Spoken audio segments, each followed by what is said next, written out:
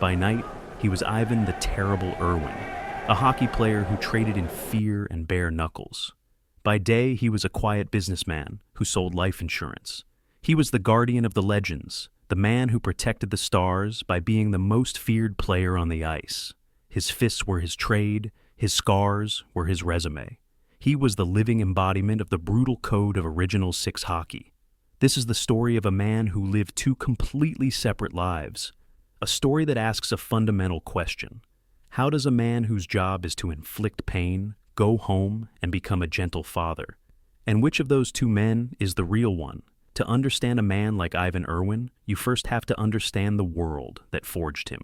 He was born in 1927, not into a world of promise, but into the teeth of the Great Depression. He was raised in the hardscrabble mining towns of northern Ontario and Quebec, places like Timmins and Rouyn-Noranda. These were towns built on grit and bedrock, where the rhythm of life was dictated by the shriek of the mine whistle and the ever-present threat of the layoff. This was a Canada built on stoicism, where winters were long and unforgiving, and futures were something you fought for, not something you were given. For a boy growing up in that environment, toughness wasn't a choice, it was the air you breathed. You learned early that life was a series of collisions, and the only way through was to plant your feet and stand your ground. The lessons weren't taught in a classroom, they were learned in the frozen back alleys, on the windswept outdoor rinks, and in the quiet resolve of families trying to make it through one more winter. The National Hockey League of that time was a perfect reflection of this world. It was a closed, intimate society of just 6 teams, a traveling circus of blood feuds that crisscrossed the continent on overnight trains that smelled of coal smoke and damp wool. Players from Boston, Chicago, Detroit, Montreal, New York, and Toronto saw the same faces and the same grudges nearly 20 times a season. There was no escaping your history. An elbow delivered in November in the smoky confines of the Chicago Stadium would be remembered and returned with interest in March at the Montreal Forum.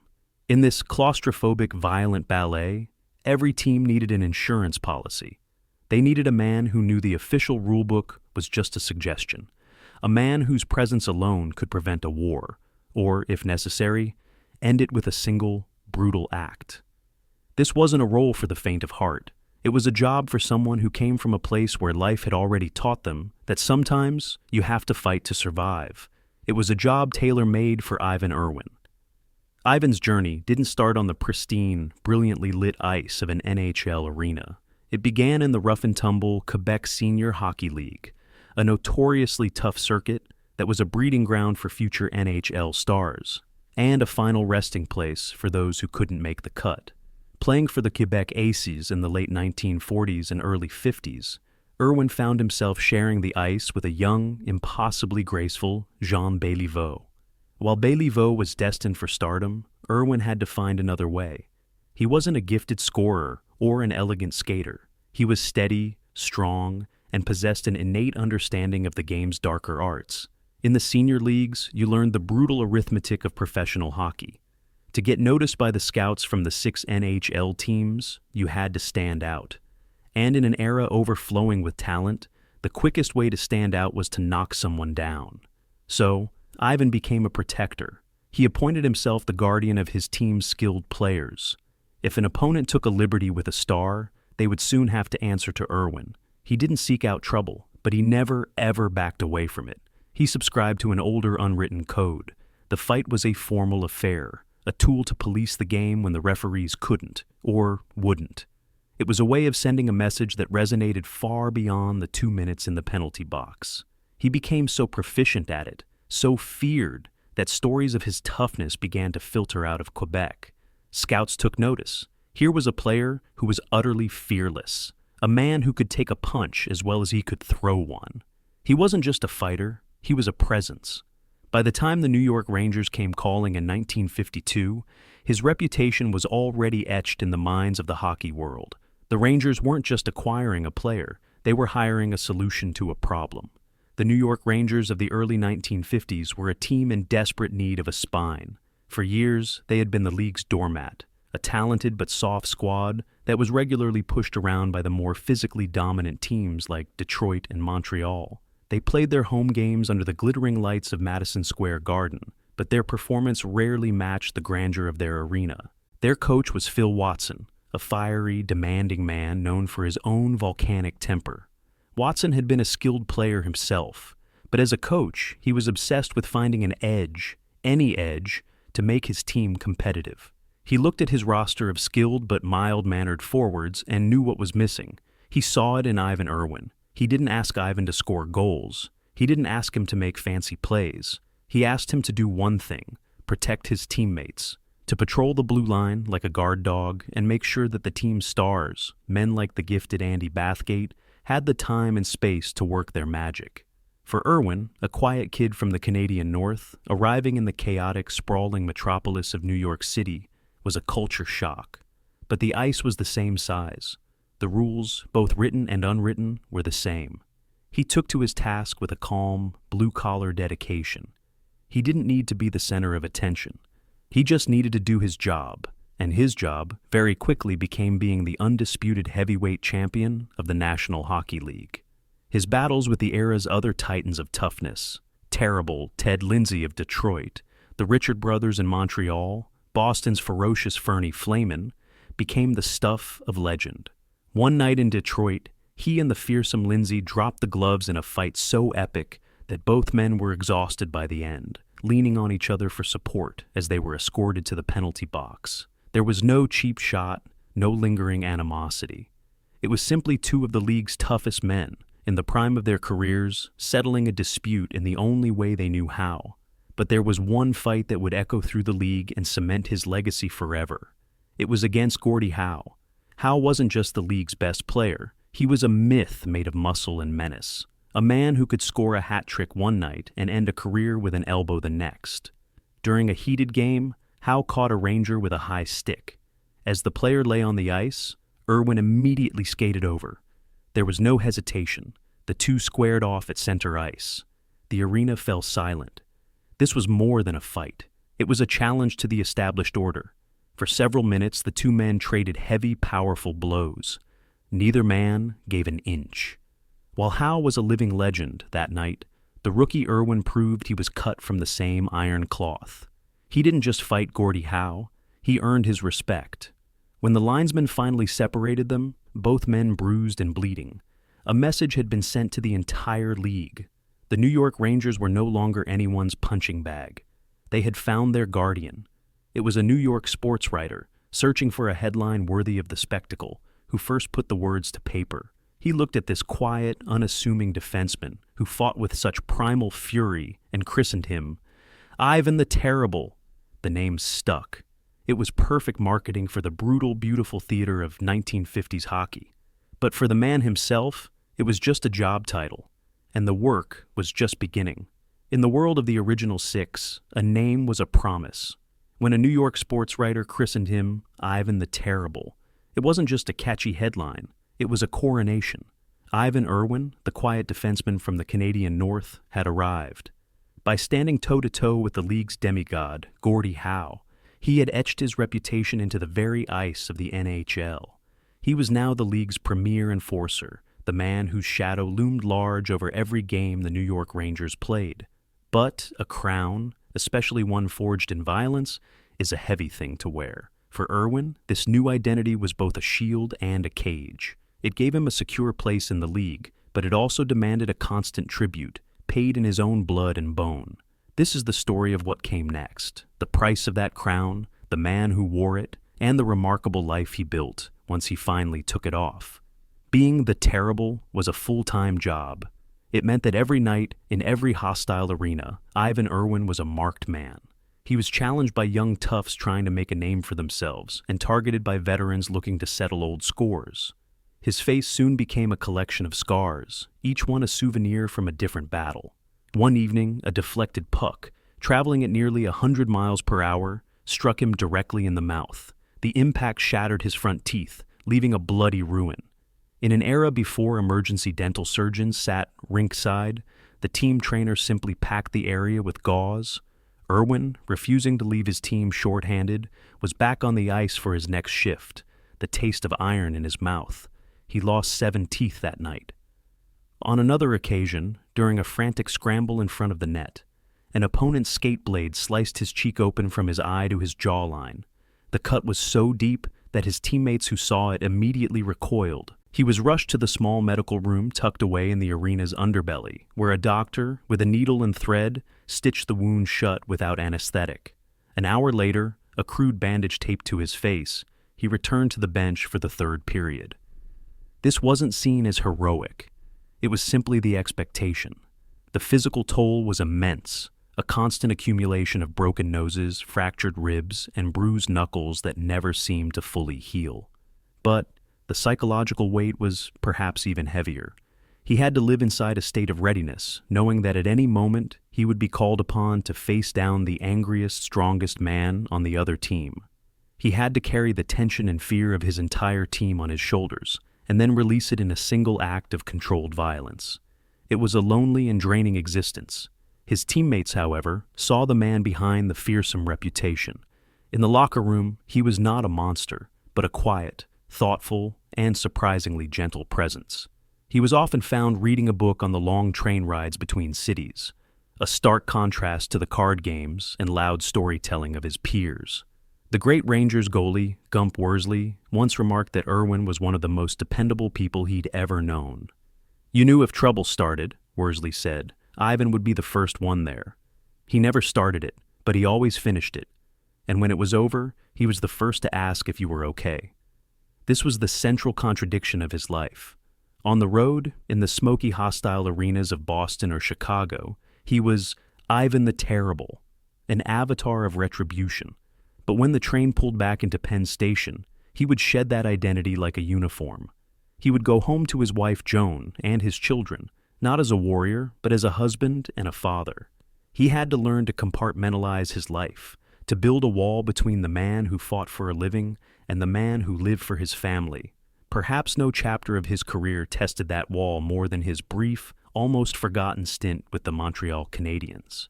In 1954, in a move that shocked the hockey world, the Rangers traded Irwin to their arch-rivals.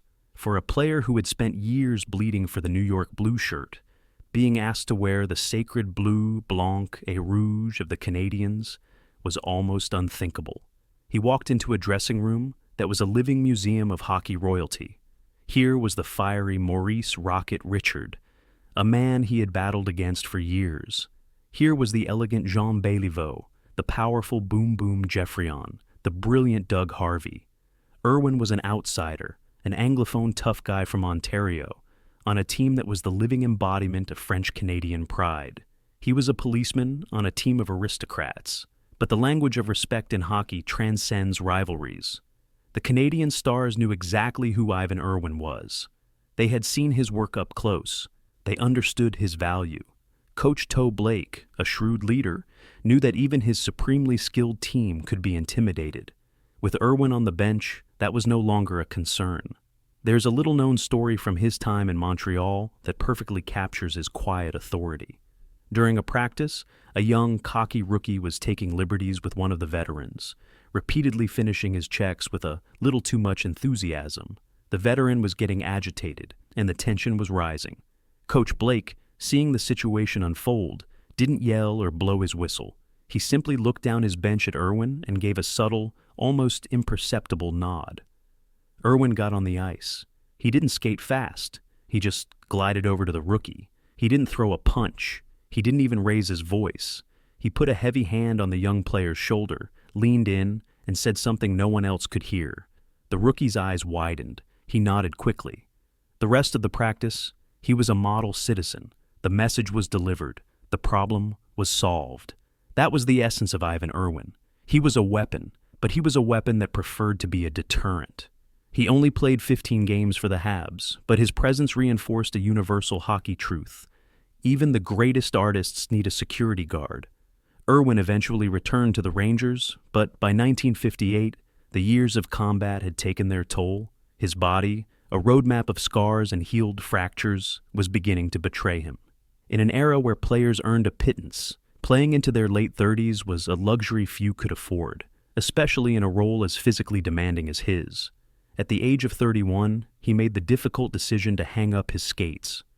For most enforcers of that era, retirement was a free fall. They often faded into obscurity, their health broken and their finances in disarray, lost without the roar of the crowd.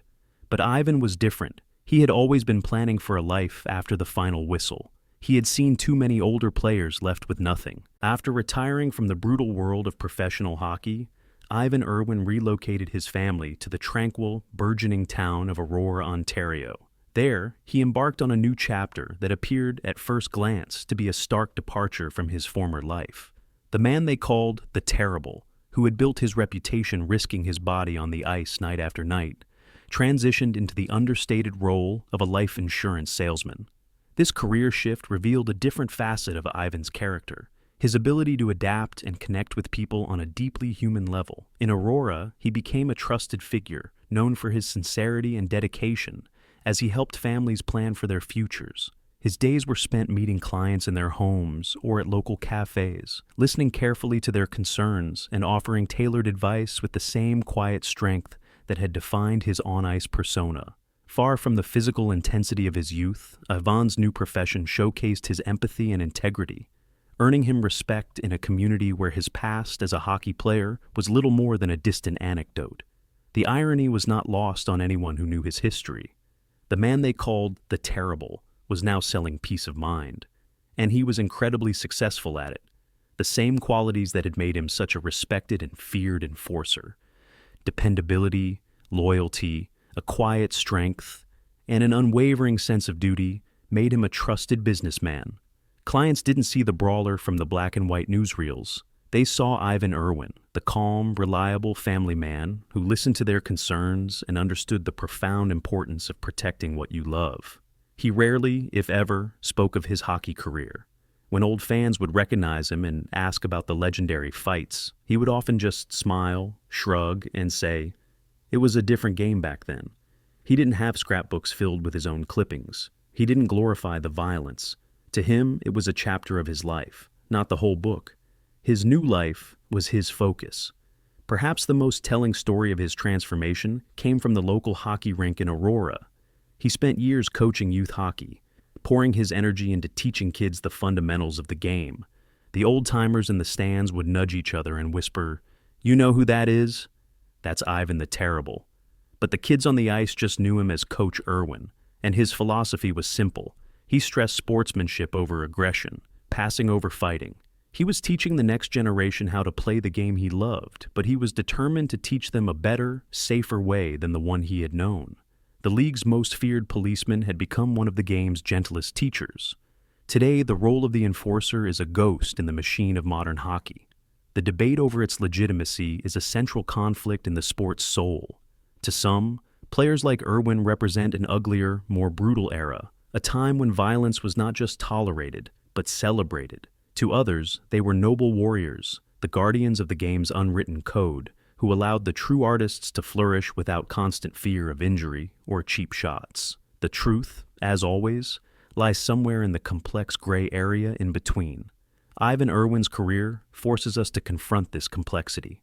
Was he a goon, or was he a protector? His record shows over 500 penalty minutes in just over 200 NHL games, a staggering number. But it also shows the deep, abiding respect he earned from teammates and opponents alike. He existed as a product of his time, a time with different rules, different expectations, and a different definition of honor. His significance isn't found in a trophy case at the Hockey Hall of Fame. His legacy is written in the careers of the men he protected.